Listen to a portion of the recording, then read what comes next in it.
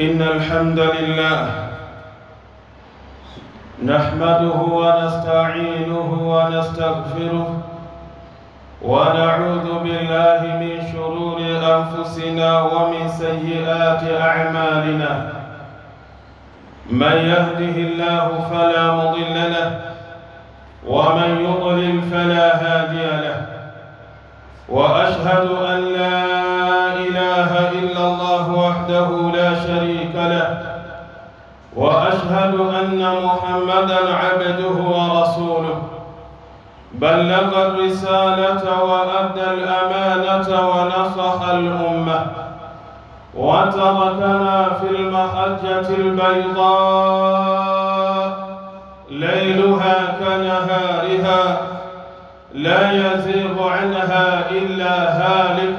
أما بعد، فإن أصدق الحديث كتاب الله، وخير الهدي هدي محمد صلى الله عليه وسلم، وشر الأمور محدثاتها، وكل محدثة بدعة، وكل بدعة ضلالة.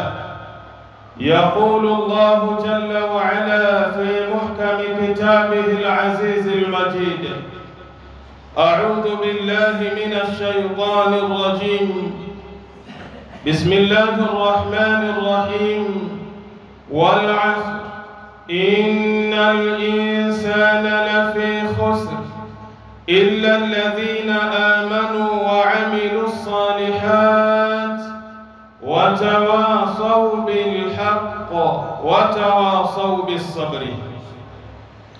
Wapenzi katika imani, ama baada ya kumhimidi Allah subhanahu wa ta'ala na kumtakia rahma kiongozi wa umma, mwalimu wetu Mtume Muhammadin sallallahu alayhi wasallam, kwanza napenda kuihusia nafsi yangu, pili kuhusia nafsi za waumini wenzangu juu ya swala zima la kumcha na kumwogopa Allah subhanahu wa ta'ala, kwani hakika wamefaulu mbele ya Allah wale ambao wana sifa ya kumcha na kumwogopa Allah subhanahu wa ta'ala. Ndugu zangu katika imani, khutba yangu ya leo insha Allahu ta'ala nitakwenda kuzungumzia safarul qalbi, safari ya moyo wa mwanadamu. Hii ndio itakuwa khutba yangu insha Allahu ta'ala. Ikhwatal iman, ndugu zangu katika iman, inna min a'zamil ahdafi wal matalibi, hakika miongoni mwa malengo yaliyokuwa makubwa na matakwa yaliyokuwa makubwa kwa huyu mwanadamu, innahu safarul qulubi ila allamil ghuyubi, hakika ni safari ya nyoyo za wanadamu kuelekea kwa Allah subhanahu wa ta'ala, ambaye anafahamu elimu iliyofichika. Walmu'minu la yastaqirru qalbuhu, na huyu mu'min hawezi kupata utulivu moyo wake hata yafila ila Allah, mpaka aweze kufika kwa Allah subhanahu wa ta'ala. Falghayatu kulluha, malengo yote ya huyu mwanadamu, tantahi ilaihi, yanamalizikia kwa Allah subhanahu wa ta'ala. Kila lengo ambalo kwamba mwanadamu analolifikiria na kuliwaza na analolikusudia alifanye ndani ya ulimwengu na kesho akhira, lengo lile huwa linaishilia kwa Allah jalla fi'ala. Qala jalla wa ala fi kitabi, Allah amesema kwenye kitabu chake: wa anna ila rabbikal muntaha, na kwamba kwa Mola wako mlezi Muhammadi kila kitu ndiyo mwisho wake. Kila jambo ambalo mwanadamu analolifanya mwisho wake ni kwa Allah subhanahu wa ta'ala. Hii ni suratul Najm aya nambari 42. Wa idha kana safaru dunya qit'atun min al'adhabi, na ikiwa hii safari ya dunia ni sehemu miongoni mwa adhabu kwa huyu mwanadamu, fa inna safara al-akhirati, hakika safari ya akhira, safari ya kumwelekea Allah jalla fi ula, qit'atun minan na'imi, ni sehemu miongoni mwa neema za Allah subhanahu wa ta'ala. La yujadu fihi min at-ta'abi wan-nasabi, ndani ya safari ya kuelekea kwa Allah subhanahu wa ta'ala hakuna ndani yake kupata tabu wala kupata matatizo. Ma yajiduhu al-insanu fi safari dunya, kama yale matatizo na tabu ambazo anazozipata mwanadamu katika huu ulimwengu. Ikhwata al-iman, ndugu zangu katika imani, tukiangalia safari ya maisha ya mwanadamu katika huu ulimwengu, wallahi ndani yake kuna tabu mbalimbali, ndani yake kuna misukosuko mbalimbali, ndani yake kuna shida mbalimbali. Leo kuna watu wamesafiri, wamekwenda nchi za nje. Lengo ni nini? Wanakwenda kuitafuta safari ya dunia, wanakwenda kutafuta maisha yaliyokuwa bora, wanakwenda kutafuta happiness. Wako watu ambao wametengana na familia zao, wamesafiri wakiwa mbali na familia zao, sio kupenda kwao, bali wameamua kuhama makazi yao, wamehama miji yao, wamehama nchi zao. Lengo ni kwenda kuyatafuta maisha yaliyokuwa mazuri. Leo kuna watu wamepata vilema, leo kuna watu wamepoteza baadhi ya viungo vyao katika mili yao.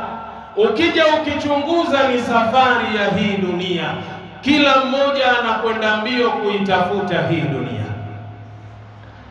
Sasa safari ya kwenda akhera sio safari ambayo kwamba ina shida na matatizo ndani yake, ni miongoni mwa neema za Allah subhanahu wa ta'ala.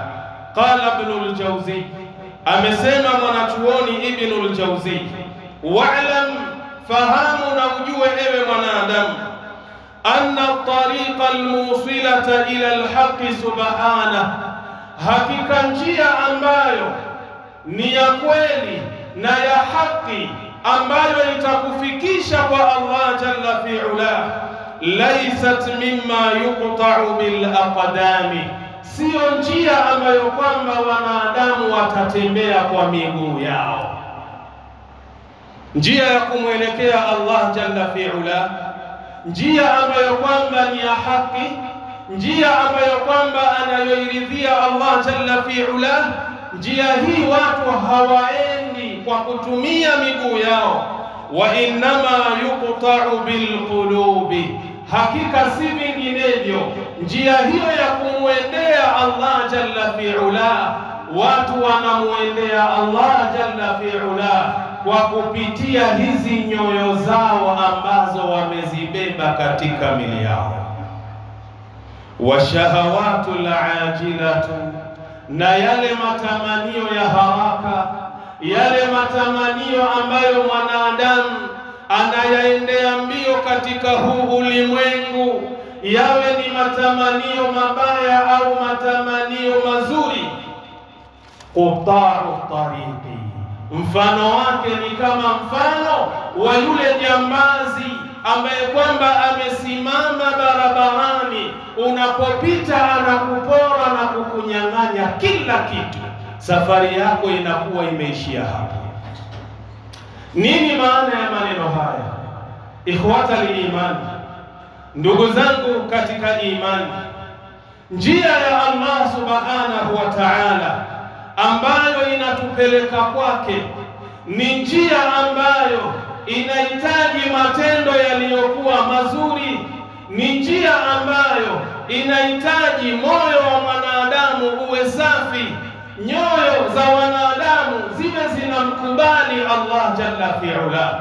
Tutakapofanya hivi, tutambue ya kwamba njia hii itakuwa ni salama na itatufikisha kwa Allah jalla fi'ala. Lakini lau mathalan nyoyo hizi za wanadamu zikaamua kufata matamanio ya ulimwengu, zikaamua kufata starehe za dunia, mfano wake ni kama mfano wa yule jambazi ambaye aliyekuvamia barabarani akakupokonya kila kitu chako, akaweza kukuzuia usiende na safari yako. Basi vile vile matamanio yako yanapokupeleka kwenye njia chafu na njia mbaya, yanakuzuia wewe usiende ukiwa salama mbele ya Allah subhanahu wa ta'ala. Kaangalie maneno haya kwenye kitabu Swaidul Khatiri libni al-Jawzi, ukurasa 367. Wala yaswihu safarul qalbi, na wala haiswihi na wala haikubaliki safari ya moyo wa mwanadamu illa bisuhbati alkitabi was-sunnati, isipokuwa safari hiyo ya moyo mwanadamu anatakiwa afanye urafiki na vitu viwili. Kitu cha kwanza, afanye urafiki na kitabu cha Allah ambayo ni Qur'an. Kitu cha pili, afanye urafiki na sunna ambao ni mwenendo wa Mtume Muhammad sallallahu alaihi wasallam. Ikiwa unataka kwenda kwa Allah ukiwa salama, ikiwa unataka kwenda kwa Allah ikiwa umefaulu kwenye safari yako hii ya kumuelekea Allah na kumtafuta Allah, lazima ufanye urafiki na hivyo vitu viwili, al-Qur'anu was-Sunnah. Lazima uwe utashikamana na kitabu cha Allah na ahadithi za Bwana Mtume Muhammad sallallahu alayhi wasallam. Kwa nini? Rafiki yako anapokuwa ni Qur'an, rafiki yako anapokuwa ni ahadithi za Bwana Mtume Muhammad sallallahu alayhi wasallam, hakuna jambo ambalo utalifanya katika ulimwengu huu lazima itakuwa unataka kujua, je, hili jambo ambalo nataka kulifanya, madha qala Allah, madha qala ar-rasul. Lazima utakapoangalia ukaona hili jambo sio sahihi, kwa kupitia Qur'an na kwa kupitia maneno ya Mtume Muhammad sallallahu alayhi wasallam, lile jambo utakwenda kuliacha. Maana yake hawa ndio marafiki ambao watakuongoza katika safari yako ya kumtafuta Allah jalla fi'ala. Qala al-Imam Malik rahimahullah, amesema Imamu Malik, Mwenyezi Mungu amrahamu mwanachuoni huyu, as-sunnatu safinatu nuhi, hii sunna au mwenendo wa Mtume Muhammad sallallahu alayhi wasallam, mfano wake ni kama lile jahazi la Mtume Nuhu alayhi salam. Man rakibaha naja, yule ambaye atalipanda hilo jahazi akaingia ndani yake amefaulu. Wa man takhallafa anha ghariqa, na yule ambaye atakataa kulipanda jahazi hilo afahamu ya kwamba ameangamia katika ulimwengu huu. Nini maana yake? Maana yake ya kwamba yule ambaye ataamua kusimama na Mtume Muhammad sallallahu alayhi wasallam, ataamua kusimama na mwenendo na hadithi za Bwana Mtume sallallahu alayhi wasallam, atakuwa amefaulu katika maisha yake. Lakini yule ambaye ataamua kujitenga na sunna na mwenendo wa Mtume Muhammad sallallahu alayhi wasallam, basi afahamu huyo moja kwa moja ameangamia katika hii dunia. Maneno haya nenda kwenye kitabu Dhammul Kalami lilharawi kitabu nambari 4 ukurasa 124. Wa mahabbatullahi hiya safarul qalbi fi talabi rabbi, na mapenzi ya kweli ya Allah subhanahu wa ta'ala ni ile safari ya moyo wa mwanadamu katika kumtafuta Allah jalla fi'ala, wa shauqu ila liqa'ihi, na kuwa na hamu na ghamu ya kukutana na Allah jalla fi'ala, wa lahjul lisani bidhikrihi, na ulimi wake saa zote uwe unacheza kumkumbuka na kumtaja Allah jalla fi'ala, wa shukrihi ala alaihi, na kushukuru neema zote ambazo amepewa na Allah jalla fi'ala. Safari yangu na safari yako wewe ambayo inatupeleka kwa Allah jalla fi'ala, safari ambayo inatukutanisha na Allah jalla fi'ala, lazima ndugu yangu katika imani kuwe na mambo haya ambayo niliyoyataja. Jambo la kwanza, uwe na mapenzi sahihi ya Allah jalla fi'ala. Jambo la pili, uwe na hamu ya kukutana na Allah jalla fi'ala. Jambo la tatu, ulimi wako uwe una sifa ya kumkumbuka na kumtaja Allah jalla fi'ala. Jambo la nne ni kushukuru neema ambazo Allah jalla fi'ala amekupa. Leo Mwenyezi Mungu subhanahu wa ta'ala amekupa wewe macho mawili. Je, unafahamu macho mawili ni neema?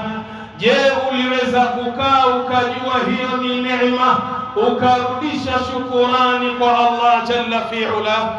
Mwenyezi Mungu subhanahu wa ta'ala amekupa ulimi, unaongea, hauna matatizo. Je, ushawahi kukaa ukakumbuka hadhihi ni'matu min Allah, ya kwamba hii ni neema inatoka kwa Allah jalla fi'ala, ukaamua kumshukuru? Allah amekupa masikio mawili. Je, ushawahi kukaa ukajiuliza, hii neema Allah alionipa mimi ya masikio mawili akawanyima watu wengine ambao hawana uwezo wa kusikia, ni kiasi gani natakiwa nirudishe shukurani kwa Allah jalla fi'ala? Kwa hiyo safari ya kumwelekea Allah jalla fi'ala, lazima uwe na mapenzi ya kweli na Allah, uwe na hamu ya kukutana na Allah jalla fi'ala, na ulimi wako uwe unamtaja na kumkumbuka Allah jalla fi'ala, na kushukuru neema mbalimbali ambazo Allah ameweza kukupa kwenye dunia.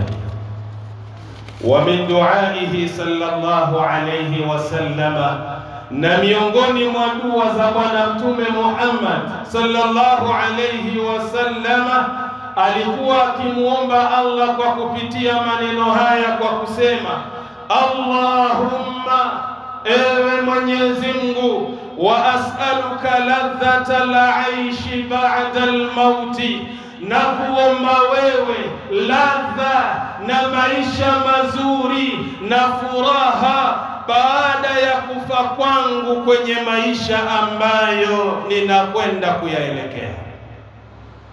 Huyu ni Mtume sallallahu alayhi wasallam, alikuwa akikaa na muomba Allah jalla fi'ala ampe ladha ya maisha baada ya kufa, ampe utamu wa maisha baada ya kufa.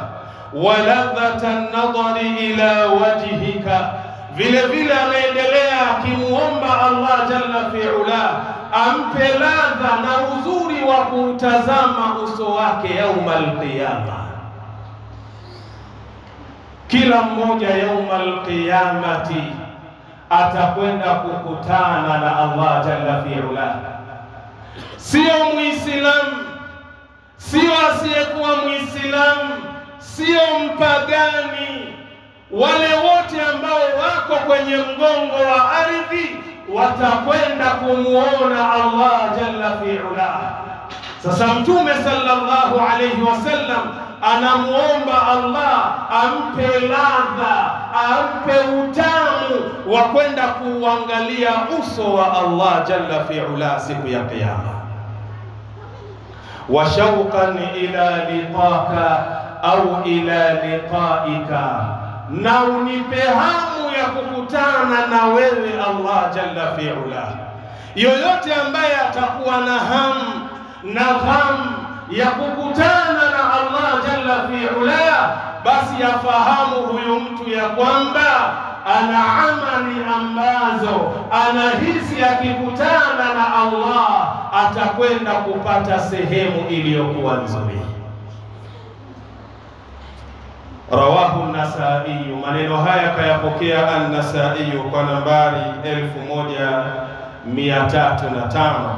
Sheikh Albani kasahihisha fi takhriji kitabi sunna, utayapata kwa nambari 424. Wal mushtaquna ila liqa'i llahi, na wale ambao wana hamu ya kukutana na Allah jalla fi'ala, rakibu janaha safari ilayhi, hao wamepanda bawa la kusafiria kwenda kwa Allah jalla fi'ala. Fala tahda'u qulubuhum, haziwezi kupata utulivu nyoyo zao waumini, wala taqarru uyunuhum, na wala hayawezi kupata utulivu macho yao waumini, illa bilwusuli ilayhi, isipokuwa furaha yao ni pale watakutana na Allah jalla fi'ala. Qala jalla wa ala fi kitabi, Allah amesema kwenye kitabu chake, man kana yarju liqaa Allah, yule ambaye anatarajia kukutana na Allah subhanahu wa ta'ala, fa inna ajala Allahi laatin, hakika miadi na makutano ya Allah jalla fi'ala hayapo mbali, mtakutana na Allah jalla fi'ala. Kaangalia suratul Ankabut aya nambari 5, wasadiqu fi mahabbati llah, na yule ambaye ni mkweli katika mapenzi ya kumpenda Allah jalla fi'ala, yakunu ala firashihi, mtu huyu anakuwa katika godoro lake au kitanda chake, wa qalbuhu qad safara ila rabbihi, na moyo wake wakati huo umesafiri kuelekea kwa Mola wake mlezi. Yoyote ambaye ana mapenzi sahihi na Allah jalla fi'ala, anapokuwa kwenye kitanda chake, anapokuwa kwenye godoro lake, huwa moyo wake unahama unaelekea kwa nani? Kwa Allah jalla fi'ala. Fa idha akhadha madji'ahu, pindi anapoamua kulala kwenye tandiko lake, ijtamaa alayhi shauquhu, hamu yake huwa inakusanyika na kuja mahala pamoja, fayahuzuhu ila munajati rabbihi, inamtingisha katika kumuita na kumuomba Allah jalla fi'ala.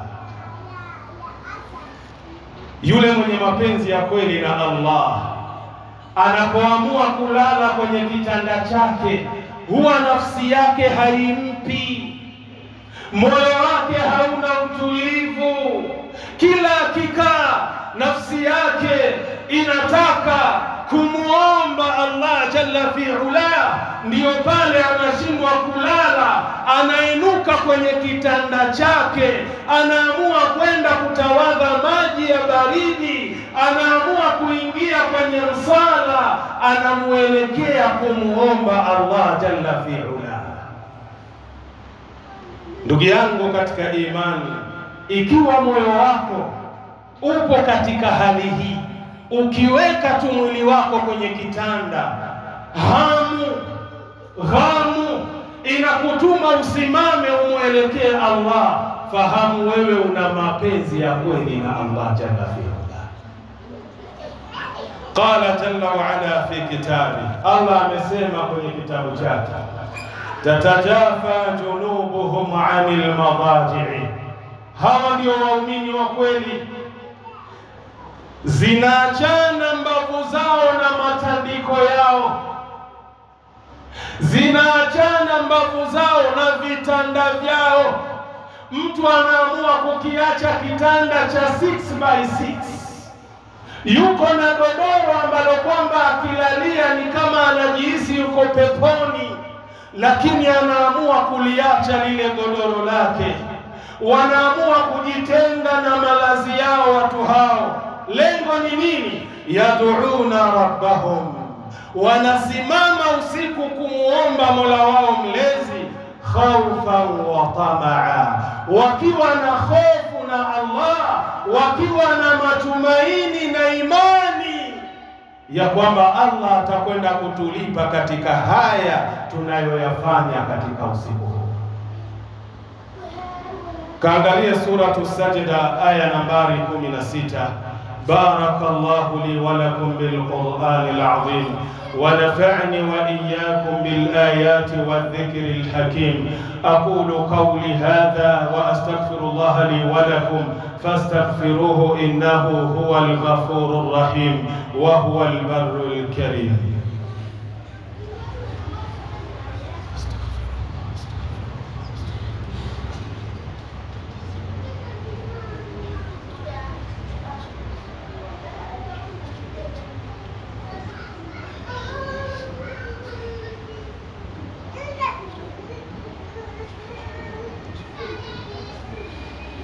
بسم الله الرحمن الرحيم. الحمد لله رب العالمين، والصلاة والسلام على أشرف الأنبياء والمرسلين وعلى آله وصحبه أجمعين. أما بعد، إخوة الإيمان، ndugu zangu katika iman, wazuhudu, na kuiacha dunia na kuipa mgongo dunia. Safarul qalbi, ni safari ya moyo wa mwanadamu. Min watani dunia, kutoka katika sehemu ya dunia, ila manazilil akhirati, mpaka kuelekea katika vituo vya akhira. Hii ndiyo safari ya kuiacha dunia. Kila mwanadamu anatakiwa azihame starehe za dunia. Kila mwanadamu anatakiwa aachane na matamanio ya dunia, ayafanye yale ambayo kwamba yatakwenda kumsaidia yeye yaumal qiyamati, siku ya kiyama. Wayakunu dhalika, na linakuwa jambo hilo la kuiacha dunia, bitarkil harami, kwa kwenda kuyaacha yale mambo ya haramu. Wama la yanfa'u fil akhirati, na kwenda kuyaacha yale ambayo hayana manufaa na faida na wewe siku ya mwisho. Katika kuiacha dunia, akhil muslim, ndugu yangu Muislamu, unatakiwa uihame dunia kwenye matamanio yake, uende katika vituo vya akhira, uende kwenye zile stage za akhira. Nayo ni kuyaacha yale mambo yote ya haramu ambayo Allah na mtume wake wameyaharamisha, na uyaache yale ambayo hayana faida kwako fi dunia wal akhira. Ukifanya hivyo, akhil mu'min, wallahi umeiacha dunia moja kwa moja. Qala ba'd as-salaf, wamesema baadhi ya watu wema, man tafakkara fi awaqib ad-dunya, yoyote ambaye atakuwa kila akikaa anatafakari na kufikiria mwisho wake wa dunia utakuwa vipi, akhadha al-hadara, huyo mtu amechukua tahadhari mbele ya Allah jalla fi'ala. Ukimwona mtu kila akikaa anaitathmini nafsi yake, anajaribu kuangalia amali zake, lengo anafikiria mwisho wangu nikiondoka hapa nikakutana na Allah jalla fi'ala, itakuwaje amama Allah, fahamu huyu amechukua tahadhari katika hii dunia. waman ayqana bituli at-tariqi, na yule ambaye atakuwa na imani na yakini ya kwamba yupo na barabara na njia ndefu ya kwenda kwa Allah, taahaba lisafari, hakika mtu huyu amejiandaa na safari. Ukimwona mtu anakaa peke yake, anatathmini njia yake ya kuelekea kwa Allah, vipi nakutana na Allah, lau nikifa kwa muda huu, vipi Allah ataipokea roho yangu? Ukimwona mtu kila akikaa anajitathmini, anajiuliza maswali haya katika moyo wake, fahamu huyo mtu amejiandaa na safari ya kuelekea kwa Allah. Lakini kinyume chake, ukimwona ni mtu ambaye hajali, katika kila nyanja ya haramu unampata, katika kunywa pombe fahuwa mawjudun, unampata sehemu ya kunywa pombe, katika kucheza kamari fahuwa mawjudun, unampata kwenye kucheza kamari. Ukiangalia kwenye mlango wa riba humkosi, yuko ndani kwenye milango ya riba. Kwenye zinaa yuko ndani, kwenye kila aina ya uchafu yupo ndani. Fahamu huyu mtu hana mazingatio na mwisho wake kuondoka kwenye dunia, wala hajahamua kujitayarisha na safari nzito ya kwenda kwa nani? Kwa Allah jalla fi'ala. Nenda kwenye kitabu Swaidul Khatiri Ibn al-Jawzi, ukurasa ni wa 26, hayo maneno utayapata.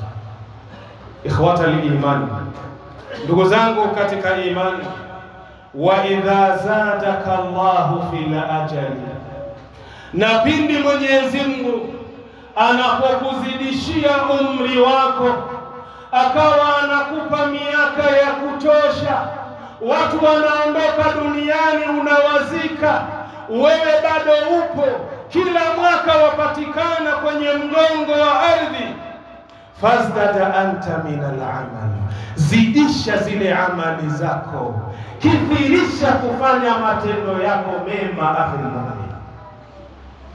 Lakini leo ma'al asafi shadid, watu wanapopewa umri wa ziada wanaona ni jambo la kusherehekea, wanakwenda kuoda keki ambayo ni kubwa, kisha inaandikwa pale happy birthday fulani ibn fulani, kisha inaandikwa miaka ambayo anaingia ndani yake. Yani mwanadamu anafurahia umri wake kuondoka kwenye mgongo wa ardhi, badala anatakiwa ajiulize, mwaka jana nilikuwa na miaka 25, mwaka huu nimeingia 26. Je, katika matendo yangu mema naongeza nini kwenye akaunti yangu ya akhira? Leo anakusanya marafiki zake, wananunua soda mbalimbali, wengine wananunua pombe mbalimbali, kisha wanakata keki, wanaimba happy birthday to you. Umri wako unaondoka, hujui uzito wa amali zako, unasherehekea kumalizika kwa umri wako. Wa idha zadaka Allahu fil ajal, na pindi Mwenyezi Mungu anapokuongezea miaka, fazdada anta min al-amal, zidisha amali zako njema. Fa inna kulla yawmin tahya fihi ghanimatun, kwani hakika kila siku ambayo Allah anakupa uhai, Allah anakupa pumzi, ghanimatun, hiyo ni zawadi Allah anakupa, hiyo ni bonasi Allah anakupa. Allah anakupa kama zawadi ule umri ambao Allah anakupa afya ndani yake. فأقبل على جمع زادك اليوم، فأقبل على جمع زادك اليوم معادك، kabiliana na kukusanya chakula mbalimbali kwa ajili ya safari yako ya kuelekea kwa Allah. Haina maana uende supermarket ukanunue vyakula mbalimbali, ukaja ukaviweka store, ukasema najiandaa na safari yangu ya kufa. Lau nitakufa, lau mutanizika, basi kwenye kaburi langu naomba muniekee hii stoki yangu ya chakula. Ikhwata al-imani, haina maana hiyo. Hii inamaanisha ya kwamba mimi na wewe tunatakiwa tufanye amali mbalimbali kwa ajili ya kujiandaa na safari nzito ya kumwelekea Allah. Kijana mwenzangu, usijidanganye ukajiona una umri wa miaka 30, 40 ya kwamba wewe haupo kwenye safari hii. Wale ambao wapo kwenye safari hii ni wale wenye miaka 70, 80 na 90. Jiulize, katika wale watu waliokuzunguka ni wangapi ambao hawajazaliwa, mimba zao zimeharibika, wametoka ni vijusi, washafariki? Ni wangapi ambao wanazaliwa wanapiga ukelele mmoja wanakufa? Ni wangapi ambao wamekufa ambao wanatembea? Wengine ni vijana, hawajawahi kuoa wala hawajawahi kuolewa maishani mwao. Lakini mimi na wewe kila tunapokaa tunadanganyika na afya njema, tunadanganyika na ule wakati na umri, tunaona ya kwamba tutafika miaka 80. Hapana. Na wala usione akhi mu'min, wakati ule unamkosea Allah, unamuasi Allah, maasi mbalimbali makubwa mbalimbali unayoyafanya ya kuangamiza na kukutoa kwenye rehma za Allah, ukaona Allah kukupa umri anakupenda. Watu wenye hikma wanasema, idha raaita nuyuba laythi barizatan, unapoona meno ya simba yale ya mbele yametoka yanakuangalia, fala tadhunanna anna al-laytha yabtasimu, usidhani ya kwamba yule simba anapokuangalia anacheka na tabasamu. Sasa usione Allah unapomkosea maasi unayoyafanya ukaona Allah anafurahia.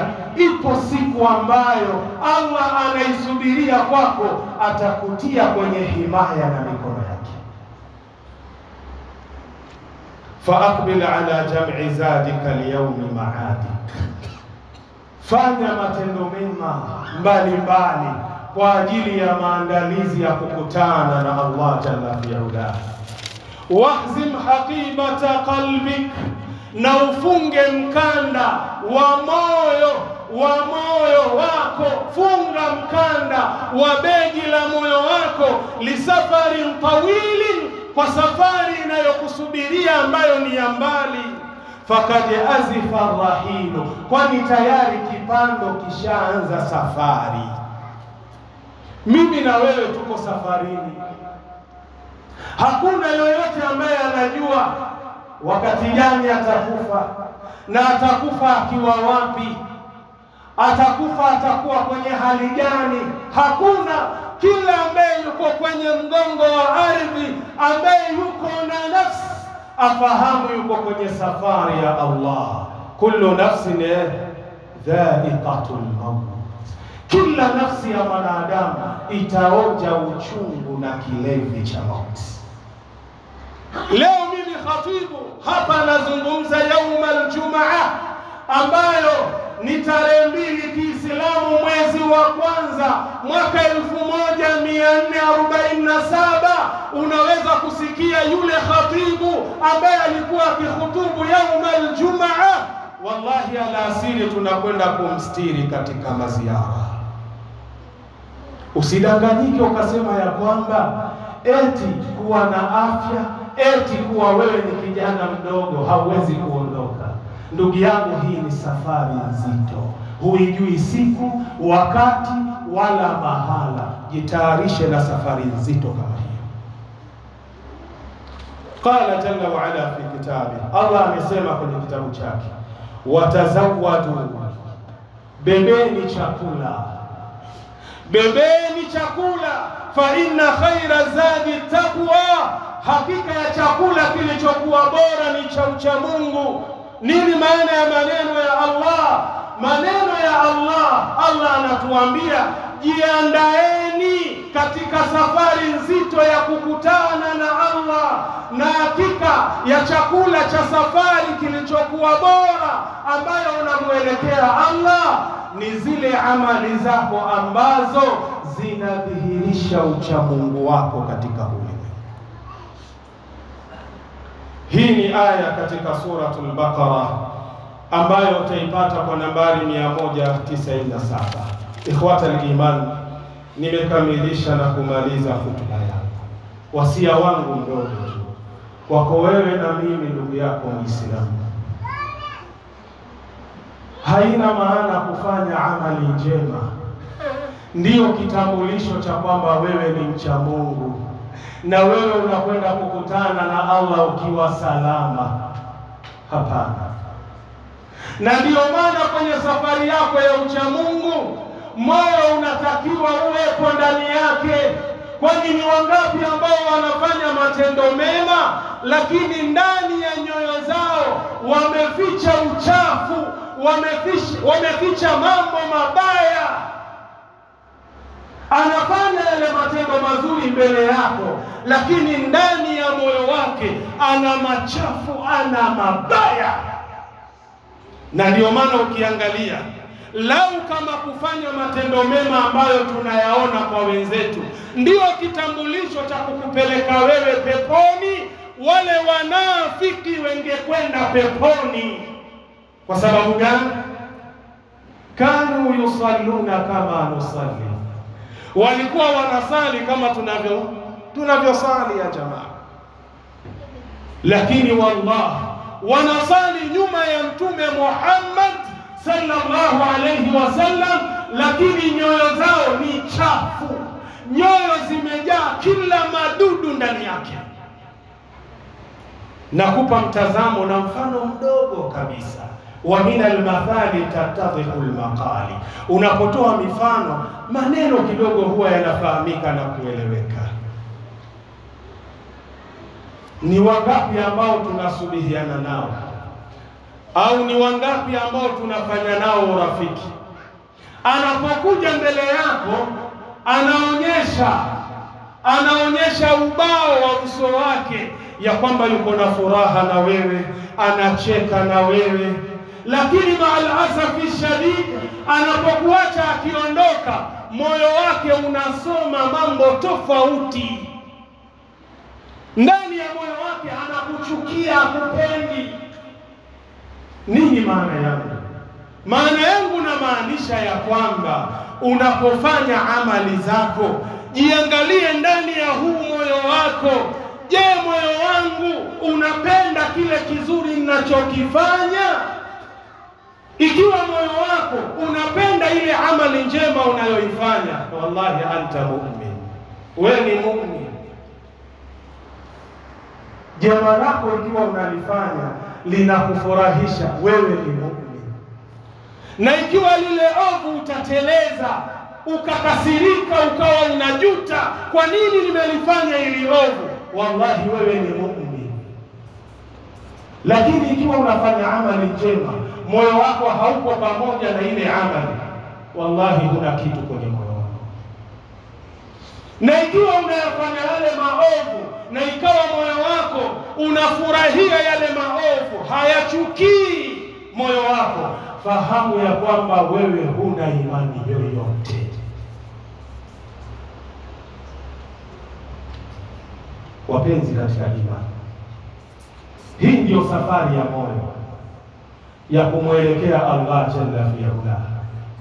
Tukiwa tumeanza mwaka mpya wa Kiislamu, leo tuko kwenye tarehe 2 mwezi wa kwanza ambao ni Muharram, mwaka 1447. Amua kubadilika. Mwaka uliopita usifanane na matendo unayoyafanya katika mwaka huu ambao umeingia ndani yake. Mshukuru Allah kwa kukupa mwaka mwingine, kwani kuna wenzako tayari walikushazikwa na wala hawajauona إن الله وملائكته يصلون على النبي يا أيها الذين آمنوا صلوا عليه وسلموا تسليما. اللهم صل على محمد وعلى آل محمد كما صليت على آل إبراهيم إنك حميد مجيد. اللهم بارك على محمد وعلى آل محمد كما باركت على آل إبراهيم إنك حميد مجيد.